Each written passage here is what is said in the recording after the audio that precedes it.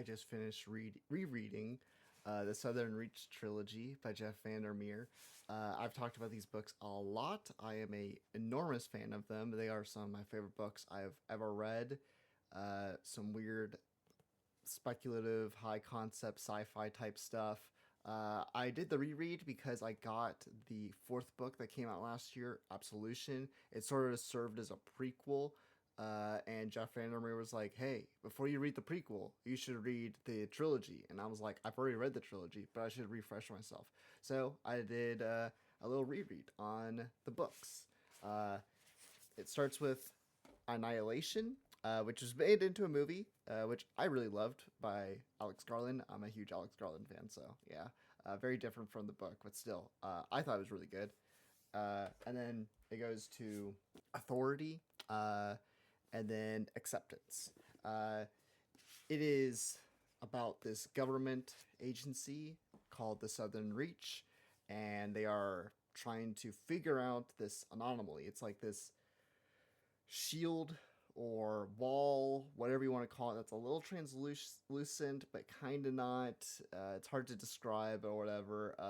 Sort of like how in like in sci-fi movies, they show like a force field, but you can still see it as an audience member, so you the audience member knows where like what they're talking about and where it is. It's sort of like that, and when you go through it, it takes you to where you think you're going, like if you know that area, like it's on this like specific coast on the US, and if you know that coast, then you go, oh yeah, I know there's a lighthouse there, there's this thing and that thing and stuff like that. But nature's kind of taken over a bit. Things are a little weird. There's some like mutated type stuff and whatnot.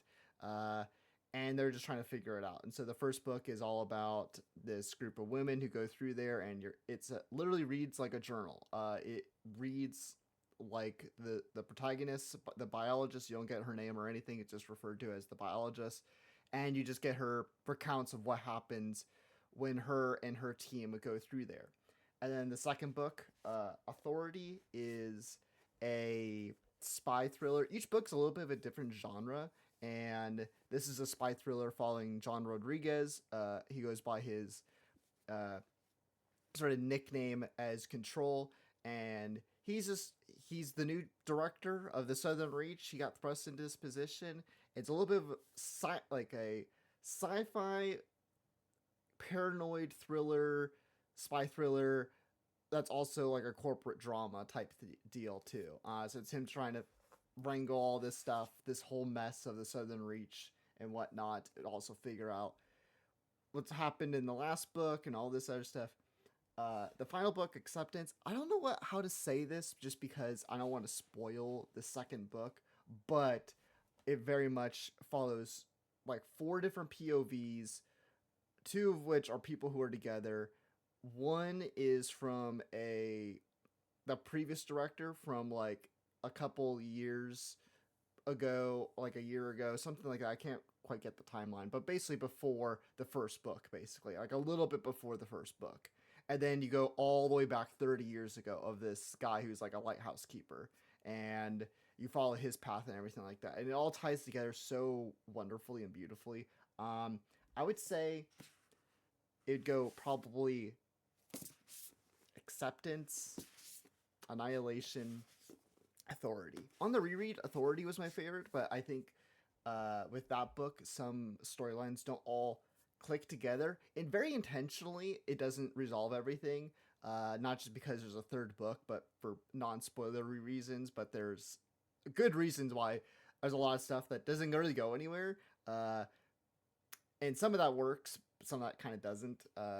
I overall really like that book. There's a lot of cool shit in there, and it gets weird, and the characters are really compelling and really interesting. There's a lot of complexities there that really weighs on the characters, and you feel that weight that they're going through. I love Annihilation. It's a slow burn. It's short. It's very short. It's shorter than I remember it being, and the it just like has a good pacing of it's slow, but not too slow because there's some shit that happens in that book that gets really weird. So some cosmic horror in this trilogy and stuff like that, which is very cool. And then Acceptance just ties it in so wonderfully. It's like it's a series where you're just going like, where's this going? What are we doing? And the third book, you're like, this is the final one. What are we doing? Where are we going? And the way it ties together is really fascinating. It gets a little unhinged. It gets into some like horror territory, and it also doesn't answer all the questions, which leads to the fourth book that is the prequel that supposedly will answer unanswered questions. And that was a big motivation for Jeff Vandermeer revisiting this series after like a decade or whatever. But I love these books so much. It is not for everyone. If you have read these and you're like, I did not like this, I don't blame you. It's slow. It's gets some weird territory. Not everything wraps up in a nice little bow. There's some creative decisions that you're like, wow, that's a big swing, and that big swing may work for you, it may not work for you. So if all this sounds like it's for you, you should give it a shot.